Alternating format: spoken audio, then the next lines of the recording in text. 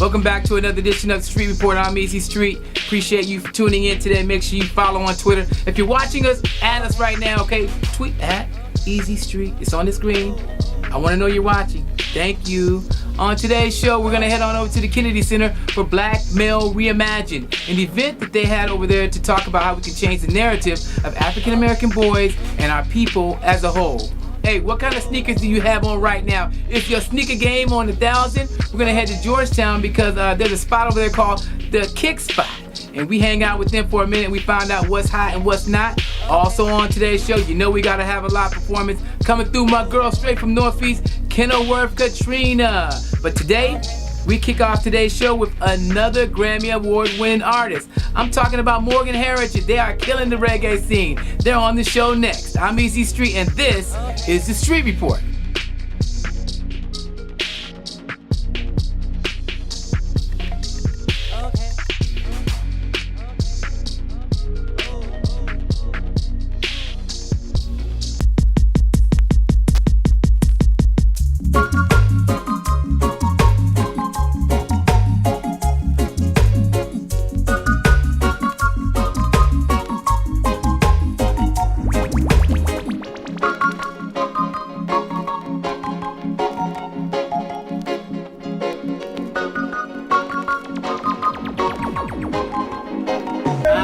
Down by the river, yeah, yeah. Singing songs of joy on this lovely day, on this lovely day. Ooh, yeah. Oh, by the river, by the river, by the river, by the river, by the river, by the river, by the river, by the river. Yes, sir. If you love reggae music, say yes, Rasta. I don't know reggae music, say yes, Rasta. All right, it is the royal family of reggae in the building. Morgan Heritage. What's up, fellas? Yeah. Cool to be conscious. Good to see you guys again. Yes. Now, let me go ahead and complete the story, okay? Yes. So, we met in Los Angeles. There was a pre-event for the 58th Grammy Award winning. I saw you guys in LA, and I asked you guys if you won the Grammy, what would you say on stage? Right. You did. So you guys won the Grammy. We did win the Grammy. What did you say on stage? Man, we said a whole lot, but we don't remember what we said until we came off and saw the video. Right. So, we thank a lot of people that, has been a part of our career from day one. New people we met along the way, new people that participated in the particular album that won the Grammys. And, it was just a quick 2 minutes, not even 2 minutes, because you can't talk that long. Quick whatever, how many seconds they gave you, just run through your career to try and thank almost everybody. You know what I mean? Still miss some names, some people vex, but, they understand the pressure of the moment. So, Gramps, tell everybody what it was like preparing to win a Grammy. What did you talk about the blood, the sweat, and the tears that you put in? The work, first of all, the work over the past 20 years, from traveling back and forth between home and New York City and then touring and just doing the work, and flying back and forth between Jamaica and the United States and Europe. But just the preparation after we got nominated and had to do a lot of the interviews, and just the day when we met you up in the PR whole section there, and when we bumped up into you and you knew who he was and knew of the Caribbean vibe, I'm like, hey, you felt at home, to Right. find another Caribbean brother and another black man, being in such a prestigious environment, because at the end of the day, it's the Grammys, Right. This is the Recording Academy of the United States. So it's to see that kind of progress there, we felt at home, and the preparation was no joke. It's been hard work. Mm-hmm. So tell me this, on the end, bro, when you took the Grammy back to Jamaica, how did that feel? Tell us the story of that. To tell you the truth, we haven't been back home. We've been on tour. Yeah. That's the God honest truth. So we're on the Back to Basics promo tour. It's good to win the Grammys. Yeah, So this Back to Basics promo tour we're doing right now is like it's a double-edged sword. It serves the purpose for the deluxe edition of Strictly Roots, that album that won the Grammy. We're releasing that December 9th with a few bonus songs and remixes, and also to celebrate with our Caribbean community, because we haven't had the chance to even breathe, much less celebrate, like people do the Grammy winning celebration. Right. We did bring it back home to Brooklyn, though. Okay. We did bring it back home to Brooklyn, 7,000 people. It was a beautiful concert, Prospect Park, down the street from where we grew up. So we had, one half of the homecoming. Because, Right we on represent. Flatbush Ave, right? Yeah, There you go. we represent Brooklyn, Okay. Jamaica, Yes, straight. Yes. So now, wanted to ask you this. You on tour, the Back to the Basics tour. Tell us what that's all about. It's just about giving thanks to, everyone, and especially the fan base, the radio personnel, people, video programmers, and everyone that has been a part of the music of Morgan Heritage and reggae music over the years, and to say thank you.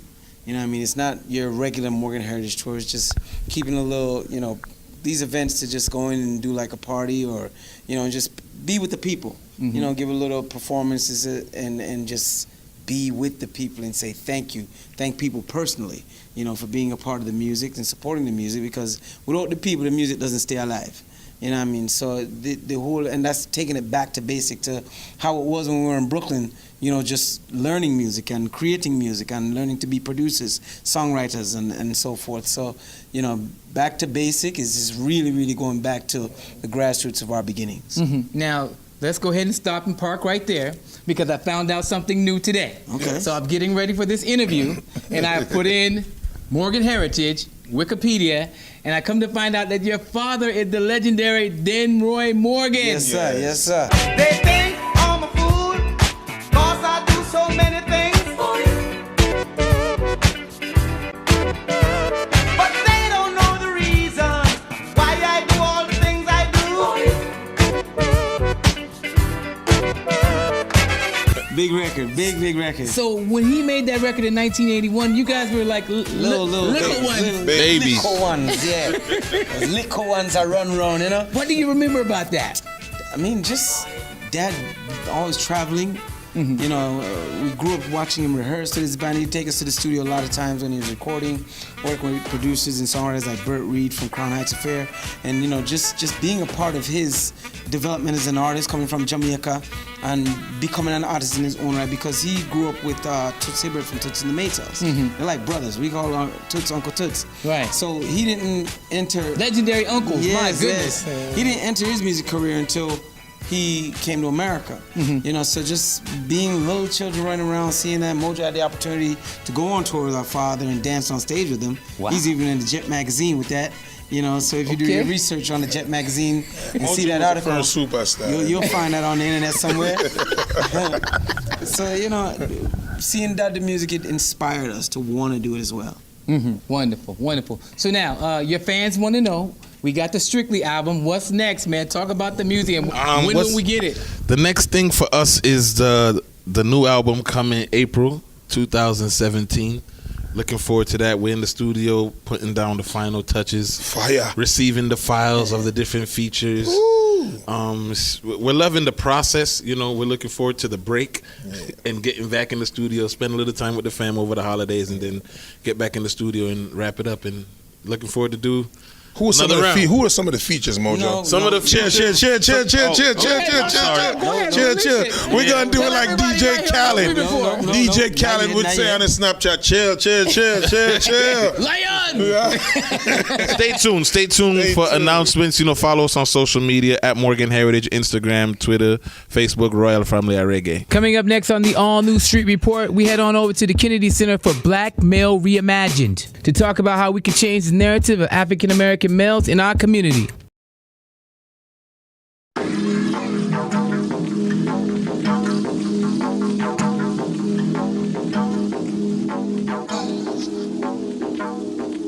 The Campaign for Black Male Achievement and the Perception Institute brought together an incredible event called the Black Male Reimage 3, deconstructing black image and identity in a pre- and post-Obama America at the Kennedy Center in Washington, D.C. Today's event is focusing on narrative change, and for us to understand that black men and boys aren't all in jail, but they're just like these young men that are here from a variety of schools, including Sousa. They're here. Give them a shout out to Sousa.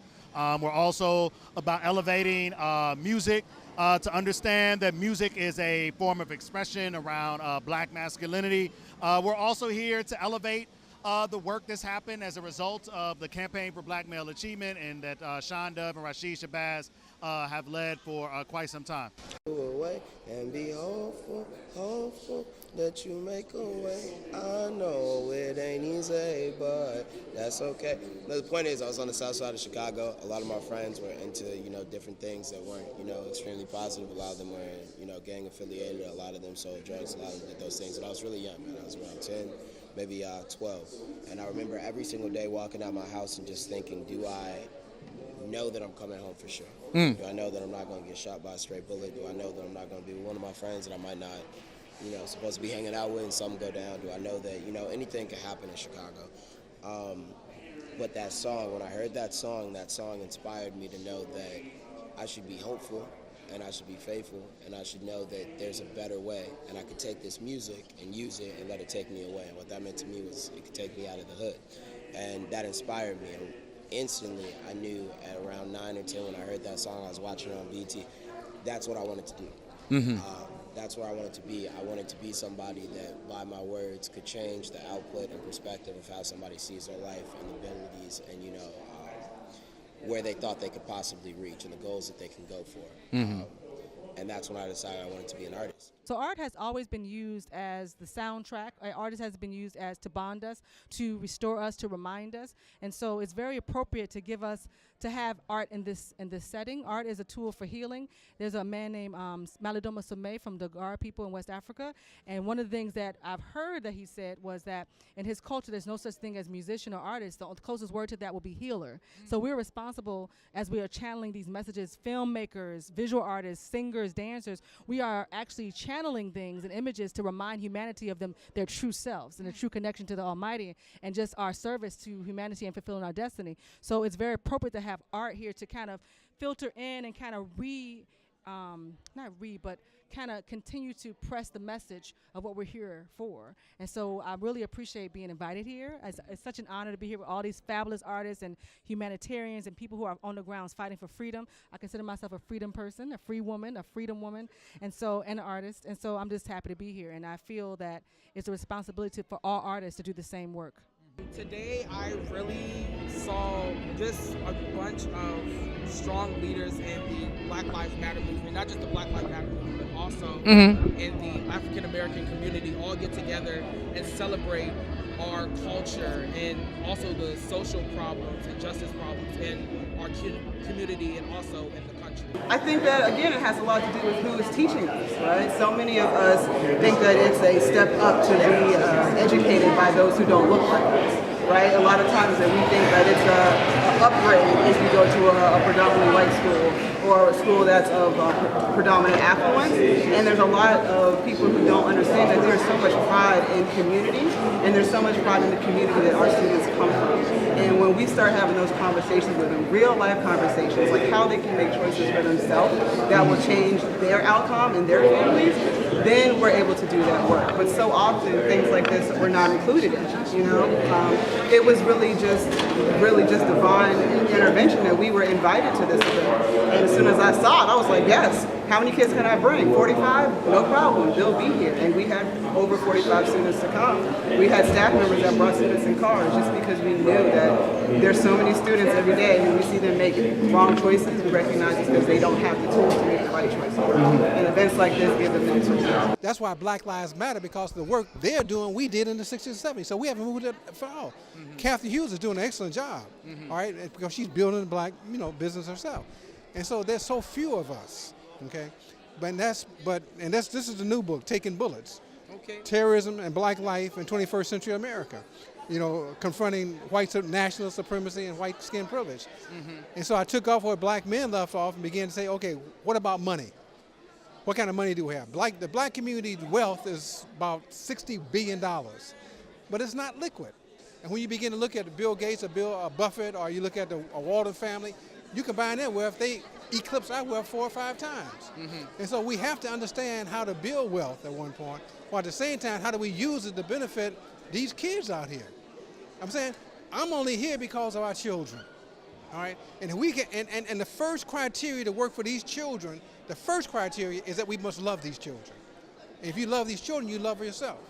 And then if you love these children, what are we going to do about the crisis which they're going through, most of them? I went through it, you went through it probably, but the key point is now, When does it stop? All right? We got to have independent black institutions that address the beautiful things about these young people and how we help them grow and move to the next day. They've been fighting for us. Now we have to fight for ourselves. So, you know, we can't just lay back and let this happen. So, yeah, strength and keep the movement going. Love your blackness. Be proud of where you come from and who you are, because our ancestors fought for us to be where we are today. Up next on the Street Report, the sneaker game is on 1,000. We're heading on over to Georgetown, the kick spot, to find out what's hot in those streets right now.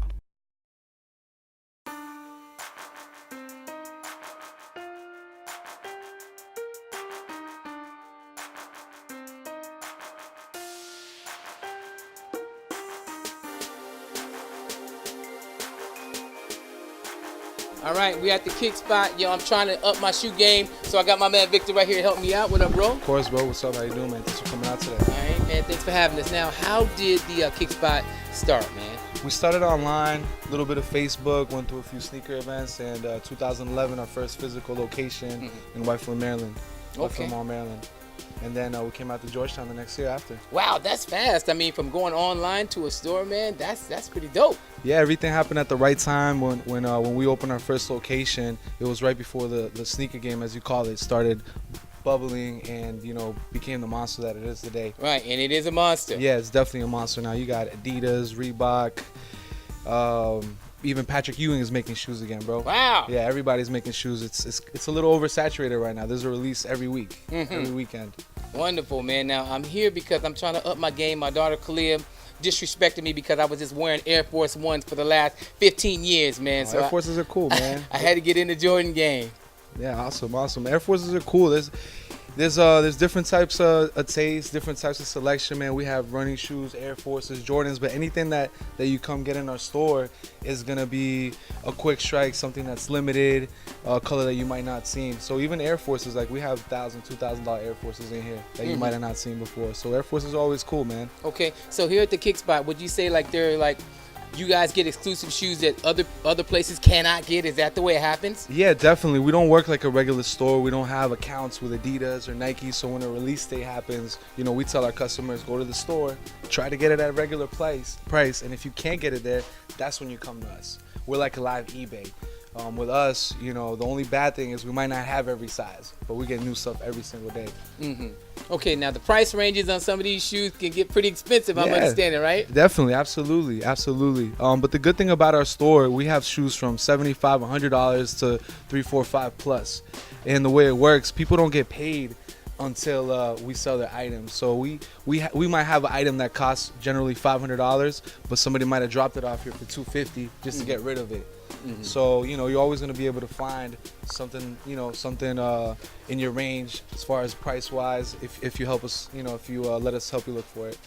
So we're at the Kick Spot on Wisconsin, of course, in Northwest DC. I'm about to check out a couple of shoes, and maybe, I don't know if I can afford it. Maybe we could put me on a payment program or something. Man, we don't do layaway, bro, but we'll work with you, bro. Let's look at some shoes, okay? Awesome, yeah, definitely. This is the classic foam posit, correct?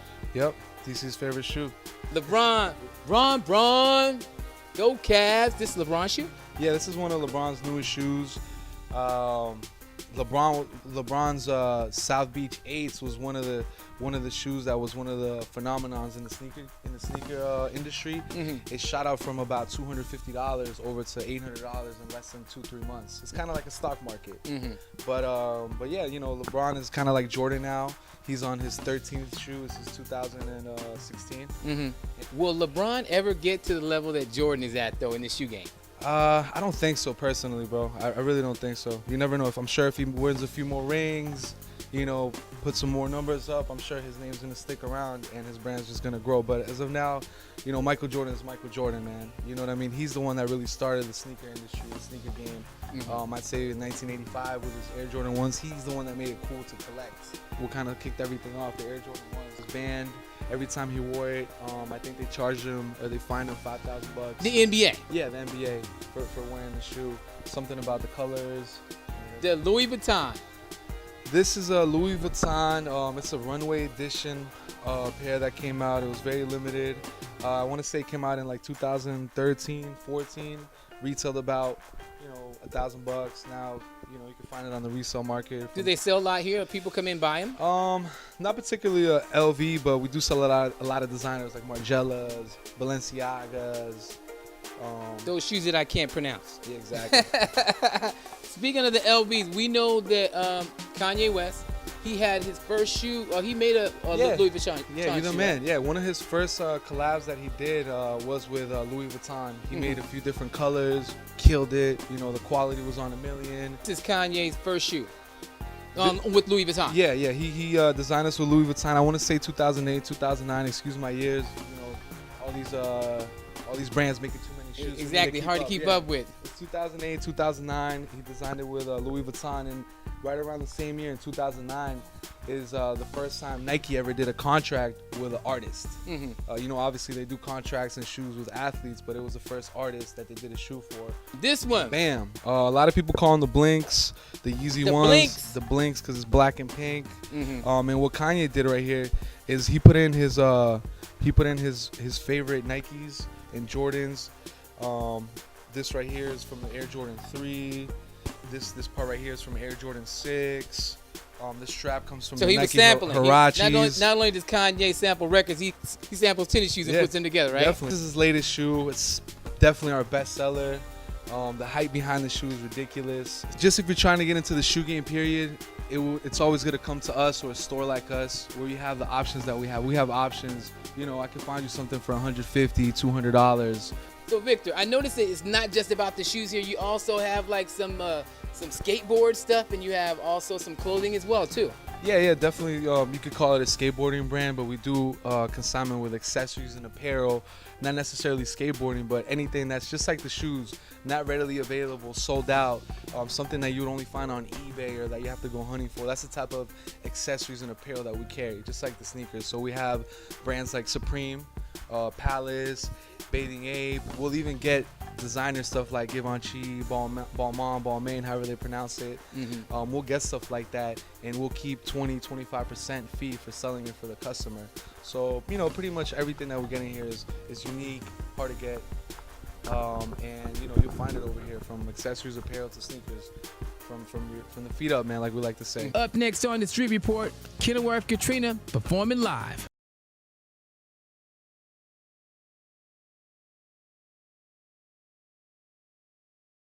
Ladies and gentlemen, Kenilworth Katrina. Hey. Yo. My favorite. See, now, I think people will get mad because they see that I just got a thing for you, and I'm just so proud of you as an artist, and just watching you grow, and the music you create is incredible. Now, tell everybody when and where you got started in music. I started very young. It runs in my family. My father was a musician, so, his gift fell on me, and I've been doing it ever since. And as I got older, I just began to take it more serious, and really give it my all. Okay, so your name, your rap name is Kenilworth Katrina. That's right. So we don't have to ask you where you from. Northeast. Kenilworth Ave, man, Northeast. That's where I grew up. Still got family out there, still got homies out there. That's who I definitely doing this for, definitely. For my hood. Okay, so how has Washington, D.C., how has D.C. kind of influenced your music? Oh, a lot. I used to also sing for a go-go band called M.O.B.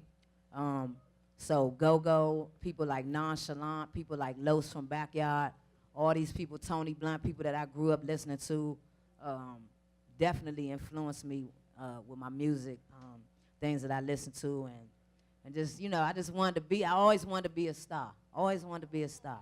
And, just listening to people like that just definitely influenced me and helped me to become who I am. Future, like EPs and stuff that you have going on. Talk about your music that you're currently working on right now. Right now, well, actually, I have 2 singles out. One is called Shantae. The other one is called She Said. But right now, I got a new song that I'm working on called The Glow Up.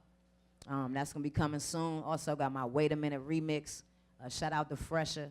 I did his song over. And so y'all be on the lookout for The Glow Up. And also check me out on iTunes, SoundCloud, YouTube, all that good stuff. Kenilworth Katrina for everything. Now, you were on the very first season of the Street Report with the Resurrecting Queens. With the Queens. Talk about that movement. Oh, man. Shout out to my man Easy and actually my man Mojo behind the cam. Got some good footage of us at Howard Theater and the Fillmore. The Queens, we just came about 24 females that just got together and wanted to do something in the city big and powerful, so we just redid Self-Destruction, the Self-Destruction song. Shout out to KRS-One. We did that over, all females, crushed it, and thus came Resurrecting Queens. You know? Okay, wonderful. Are y'all ready to see Kenilworth, Katrina perform live on the Street Report? I said, are y'all ready? Let's go. DJ Gemini, man, one time, man. Shout out for my man Gemini. Shout out Easy Street, man. Y'all already know what it is, man. The Street Report, I go by the name of Kenilworth Katrina, man. We about to rock out right now. I'm ready when you is, DJ. Let's get it. Hey, look, this for all the females up in here, man. We on our Shantae. Shout out to the legendary Roxanne Shantae who did this video with me. Check it out on YouTube. Yeah, I'm on my Shantae. See me, they salute like I'm Shantae. Vicious, but I'm cute. Call me Shantae. Look, my crew got that juice. Word to Shantae. I got bomb bars. I'm a Bombay. You rockin' bamboos, then that's Shantae. Look, female out your group, call that Shantae. Front house with the boots, then that's Shantae. I'm a bomb bars. I'm a Bombay. Look, that's how we do the Shantae. Every day, easy, be on the Shantae. I'ma tell y'all a little bit how I do things. Look, how I walk, how I talk, call that Shantae. Front with the boots, yeah, I'm on my Shantae. See, I be fresh and finesse in my sick quest. I rock rough and tough, get down with the best. 40 bars, so official, I'm queen of the ring. Let her attitude, watch me while I do my thing. I hit the stadium, shucks, get them all flames. Bamboos, I got juice, call me Shantae. See me, they salute like I'm Shantae. Vicious, but I'm cute, call me Shantae. My crew got that juice, word to Shantae. I got bomb bars, I'm a Bombay. Look, you rock your bamboos, then that's Shantae. Female out your group, call that Shantae. Freckles with the boots, then that's Shantae. Look, I'ma tell you who I grew up listening to. Look, I grew up on Boss, cause she had at work. Queen Latifah too, taught me ladies first. Yo-Yo MC Light, sweet tea and salt and pepper. And shout out to they DJ known as Spinderella. JJ Fat, yeah, I'm supersonic. See the bamboos, they knew the crew was coming. I'm a straight soldier like me, and ask for real nonchalant like 5 in the morning. I will bring it to you like I'm Lil' Kim. Real hardcore like the Ghetto Twin. Or I switch it up and go Lauryn Hill, Miss Rod Digger, that's a double spin. It's 7:30 like Foxy Brown, but I'm a thoroughbred like Remy Ma. Did a little bit out in West Virginia, but when I came home, I was a superstar. I'm with the Juice Crew, we got super boss, a few loose screws and go super hard. No pills and potion when the wheels in motion, I just get ferocious like Nicki Minaj. I'm the next to blow in my city, mo. I'm on Missy Elliott in my video. That's Katrina Diamond and EVE. You best believe we all train to go. You rock bamboos, you a Bombay. With your Juice Crew, sipping Bombay. Got your hair done and your rent paid. Baby girl, you off your Shantae. Let's get it. See me, they salute like I'm Shantae. Vicious, but I'm cute. Call me Shantae. My crew got that juice. Word to Shantae. I got bomb bars. I'm a Bombay. Okay, you rock your bamboos, then that's Shantae. Female out your group, call that Shantae. Freckles with the boots, then that's Shantae. We got bomb bars, we some Bombay. Real life, look, okay, I'm on my Shantae. Kenilworth Katrina right here, look. Look, somebody better call FEMA, tell them Kenilworth Katrina about to flood the whole city. DMV, let's get it. Northeast, let's get it. All day, every day. Look, real live. Hey, I'm on my Shantae. Shout out to my man Easy Street. Thank you for having me. The Street Report.